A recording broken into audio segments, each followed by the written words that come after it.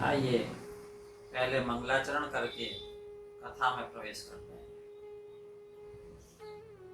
विघ्नेश्वराय वरदाय सुरप्रियाय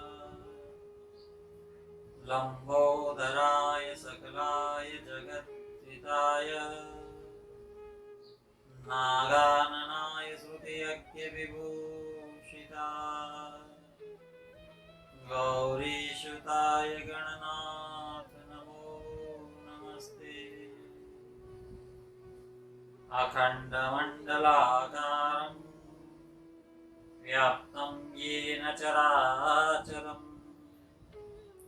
तत्पदं दर्शितं येन तस्मै श्रीगुरुवे नमः।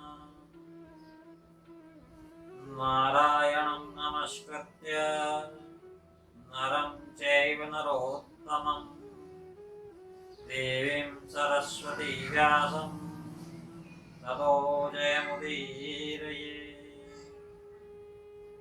वन्दे वन्दारुमन्दारं वृन्दावनविनोदिनं वृन्दावनकलानाथ पुरुषोत्तमवद्भूतं सच्चिदानन्दरूपाय विश्वोत्पत्त्यादिहेतवे तापत्रयविनाशाय श्रीकृष्णाय वयं श्रीकृष्णाय वयं नमः श्रीकृष्णाय वयं नमः।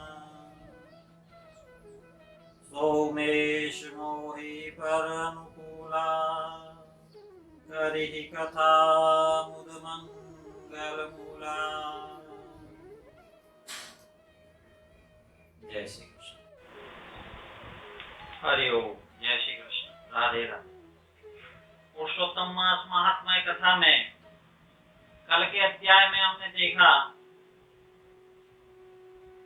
कि देवल ऋषि के पधारने पर बालक का भाग्य जानने को उत्सुक उस सुदेव ब्राह्मण और उनकी पत्नी गौतमी ने जब यह सुना कि 12वें वर्ष में बालक जल में डूबकर मृत्यु को प्राप्त होगा, वे बहुत विलाप करने लगे थे।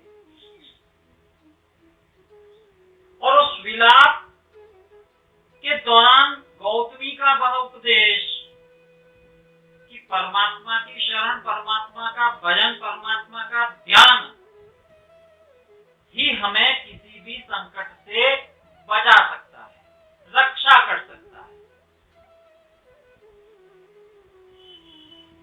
सुदेव ब्राह्मण ने शोक को त्याग कर परमात्मा का चिंतन शुरू किया, परमात्मा के चरणों में ध्यान लगाने लगा।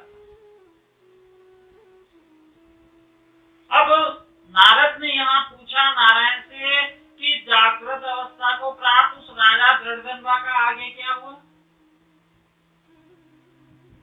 तो उस संदर्भ में हम आगे चलते हैं कि सुदेव ब्राह्मण जो कि अब राजा दृढ़धनवा है, वे वाल्मीकि से प्रश्न कर रहे हैं। महर्षि वाल्मीकि बता रहे हैं कि तुम जो पूर्व जन्म में सुदेव शर्मा नामक ब्राह्मण थे, जब महर्षि देवल ने तुम्हें ये बताया, तुमने धैर्य को धारण किया, भगवान श्री हरि में चित्त लगाया, कुछ समय और बीता। ब्राह्मण पुत्र सुखदेव अपनी मित्र मंडली के साथ, समवयस्क मित्रों के साथ एक बावली पर गया और वहां जल क्रीड़ा करने लगा। काफी समय, लंबे समय तक जल क्रीड़ा के पश्चात उसने ज्यों ही जल में गोता लगाया, बहुत देर तक बाहर नहीं आया और उसी जल में मृत्यु को प्राप्त हो गया। जब लंबे समय तक समवयस्क मित्रों ने इंतजार किया और जब उन्हें आभास हुआ, वे सभी मित्र हाहाकार करने लगे और माता पिता को सूचना देने के लिए गए। पुत्र के मरण का समाचार सुनकर ब्राह्मण दंपति वहां आए, विलाप करते हुए, रोते हुए, चीखते चिल्लाते हुए। कहने लगे, देशुदेव ब्राह्मण,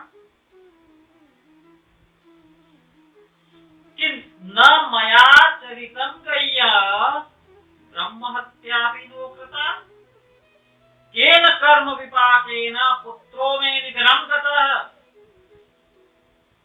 अरे मैंने तो कोई निंदित कर्म जीवन में कभी किया नहीं,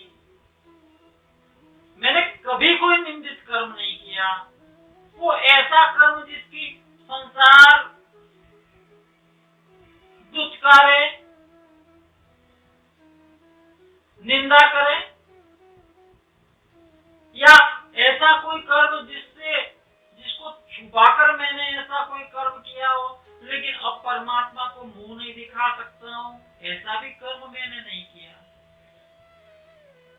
अरे मैंने कोई निंदित कर्म नहीं किया, कोई ब्रह्म हत्या भी तो नहीं की, फिर कौन सा ये कर्म फल मेरे सामने आकर खड़ा हो गया? कौन सा ये कर्म फल, किस कर्म फल के कारण पुत्र की मृत्यु हुई?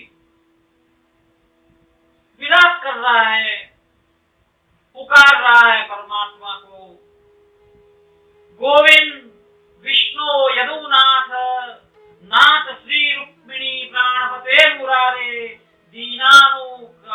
दीनानुकारपना भगवन् दयालु मा पाहि पुत्रान् लताप्तम्। हे गोविंद, हे विष्णु, हे यदुनाथ, हे नाथ, हे रुक्मिणी के प्राणपति, हे मुरारे, हे दीनों पर दया करने वाले, हे दयालु, पुत्र रूप अग्नि के ताप से मैं जला जा रहा हूँ, मेरी रक्षा कीजिए, मेरी रक्षा कीजिए। देवादिदेवा अखिल लोकनाथ गोपाल गोपीश रथांगपाणि कलिंद कन्या विष दोष हानि मां पाहि पुत्रान् लतापतप्तम्। हे समस्त लोक के नाथ, हे गोपाल, हे गोपीश, हे चक्रधारी, हे यमुना जी के विष दोष को हरने वाले, पुत्र रूप अग्नि के ताप से मैं जला जा रहा हूँ, मेरी रक्षा कीजिए, मेरी रक्षा कीजिए। वैकुंठ विष्णु नरकासुरे चराचराधार भवाब्धिपोत ब्रह्मादि देवानतापादपीठं मां पाहि पुत्रान् लतापतप्तम्। हे संसार रूपी समुद्र से पार उतारने वाले हे विष्णु, हे ब्रह्मा आदि देवताओं से नमस्कृत चरण पीठ वाले,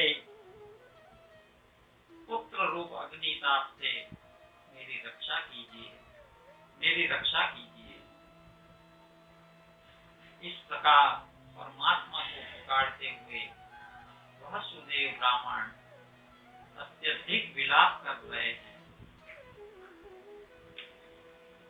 पुत्र के शव को सामने रखकर परमात्मा से इस प्रकार का विलाप और समझ भी रहे हैं, कह भी रहे हैं कि हमारे समान सठ कोई दूसरा नहीं, जो देव की पुत्र श्री कृष्ण चंद्र के वचनों का उल्लंघन किया था मैंने, और उनके कहने के बावजूद पुत्र प्राप्ति की लालसा को प्रबल किया और उनसे पुत्र मांगा। भैया इसीलिए कहते हैं भाग्य से ज्यादा और समय से पहले कभी कुछ नहीं मिलता। जब परमात्मा ने कह दिया तुम्हारे भाग्य में संतान नहीं लिखी है, लेकिन शक हट और जिद के कारण उस ब्राह्मण दंपति को पुत्र की प्राप्ति हुई थी। आज वह पुत्र शव के रूप में उनके सामने पड़ा हुआ, विलाप कर रहे हैं, परमात्मा को पुकार रहे हैं। इस अध्याय में हम सुदेव ब्राह्मण को वहीं छोड़ इंतजार करते हैं परमात्मा के आगमन का, क्योंकि इस प्रकार का सुदेव का विलाप अवश्य उस देवलोक की सत्ता में, उस देवलोक की सत्ता के द्वार को अवश्य खटखटाएगा। हम इंतजार करेंगे। कल के अध्याय में इस सुदेव की कथा को आगे बढ़ाएंगे। आज की कथा को, इस 17वें अध्याय को यही विराम देते हैं। कीर्तन करेंगे। श्री कृष्ण गोविंद हरे मुरारी, हे नाथ नारायण वासुदेव। श्री कृष्ण गोविंद हरे मुरारी, हे नाथ नारायण वासुदेव। बोले कृष्णचंद्र भगवान की जय, पुरुषोत्तम भगवान की जय। श्री बृहन्नारदीय पुराणे पुरुषोत्तम मास महात्म्ये श्री नारायण नारद संवादे दृढ़ दंभोपाख्याने सुदेव विलापो नाम 17 अध्याय।